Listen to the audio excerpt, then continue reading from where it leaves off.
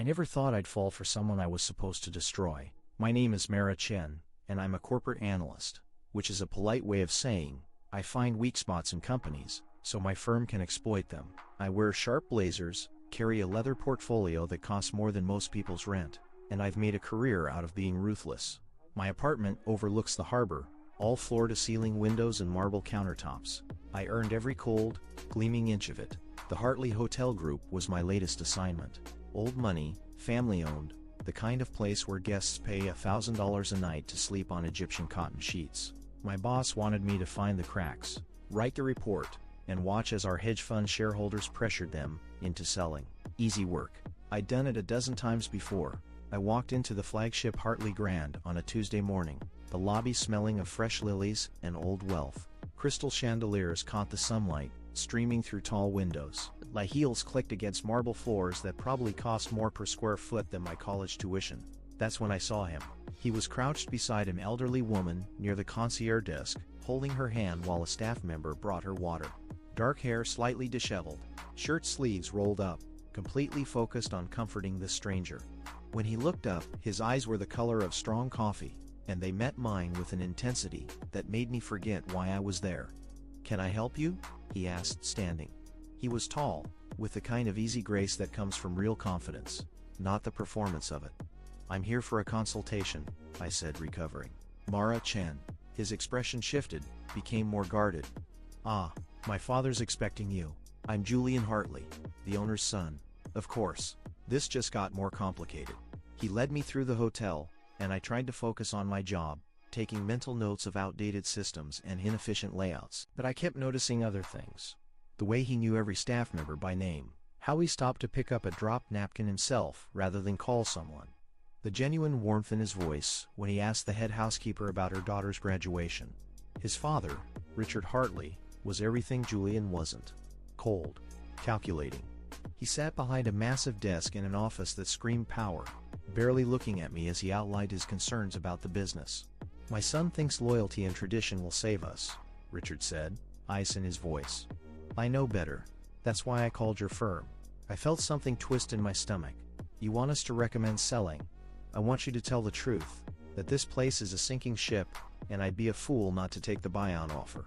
Over the next 2 weeks I embedded myself in the hotel's operations.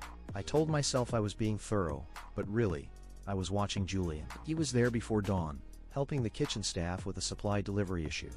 He stayed past midnight, personally apologizing to a bride when her wedding coordinator called in sick.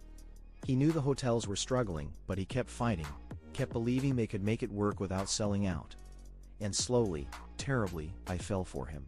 We started having coffee together in the mornings. He'd find me reviewing spreadsheets in the lobby, bring me a cappuccino with perfect foam, and sit down uninvited.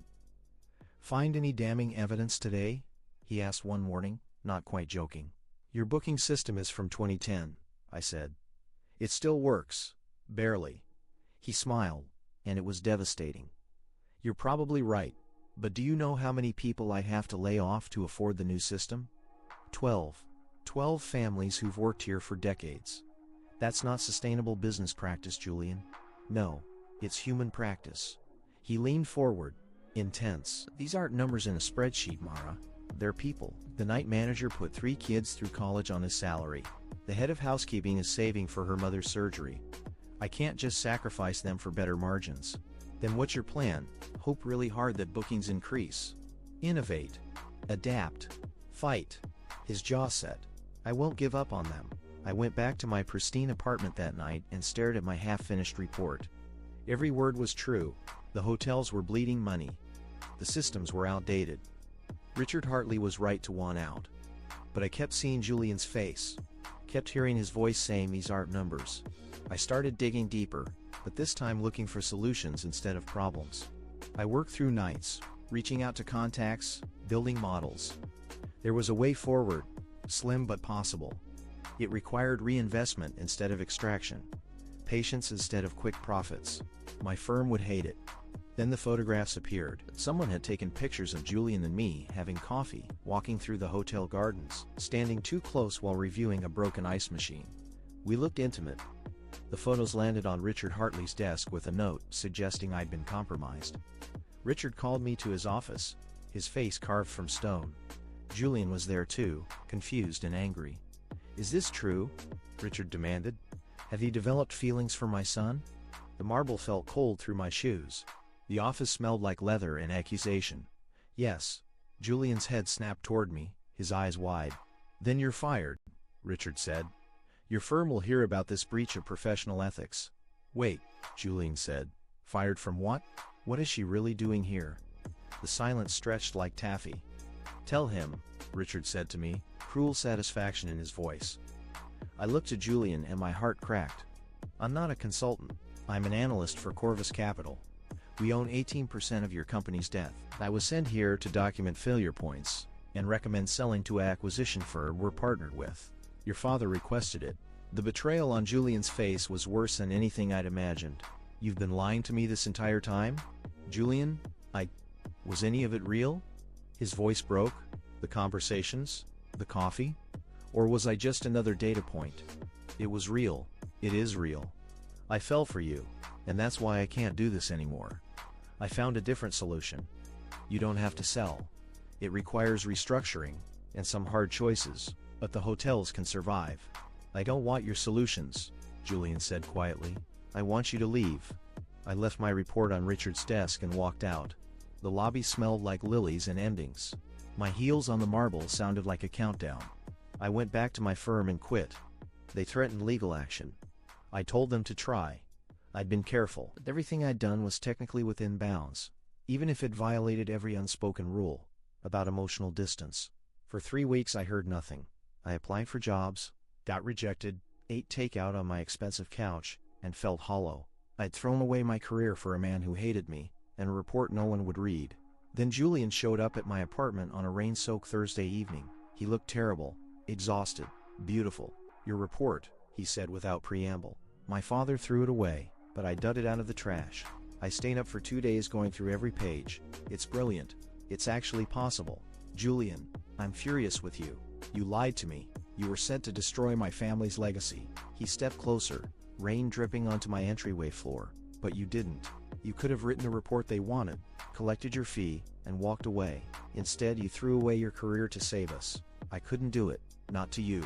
Why? Because I love you." The words came out raw, honest.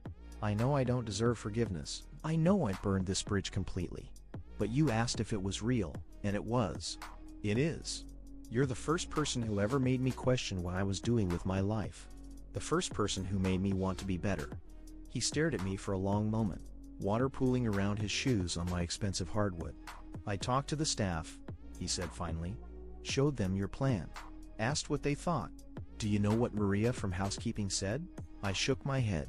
"She said anyone who'd risk their whole career to save our jobs deserves a second chance." He smiled slightly. "Apparently, I'm the only one still mad at you. You have every right to be, I know." He reached out, cupped my face in his hand. His palm was warm despite the rain. "But I also can't stop thinking about you. Can't stop missing our morning coffee. Can't stop wanting to show you every stupid thing that happens during my day." "Julian, I don't trust you yet," he said honestly. "You hurt me, but I think I could trust you again. If you're willing to earn it, I'll spend every day earning it. I swear." He kissed me then, soft and tentative and full of possibility. He tasted like rain and second chances. "By the way," he said against my lips, "we're implementing your plan, and we're going to need a new director of operations. Someone with a background in corporate analysis and a proven track record of creative problem solving. Interested?" I laughed, and it felt like the first real breath I'd taken in weeks. "What does it pay?" "Significantly less than destroying companies, but the benefits are excellent." He kissed me again. "And the boss is very handsome, insufferably so." 6 months later, the Hartley Grand's occupancy rate had increased by 32%. We implemented every recommendation from my report, had weathered staff concerns, and Richard's skepticism, and a dozen small crises. Julian and I worked side by side, rebuilding trust and fighting for something that mattered. I still wore sharp blazers and carried a leather portfolio. But now, when I walked through that lobby with its crystal chandeliers and lily-scented air, I wasn't looking for weaknesses. I was looking for ways to make something beautiful even better. And every morning, Julian brought me coffee with perfect foam, sat down across from me, and asked about my day. Every morning I fell for him a little bit more. Some things I learned are worth more than cold marble and harbor views. Some things are worth fighting for. Some people are worth changing for. And some love stories start with deception, but end with the truest thing you've ever known.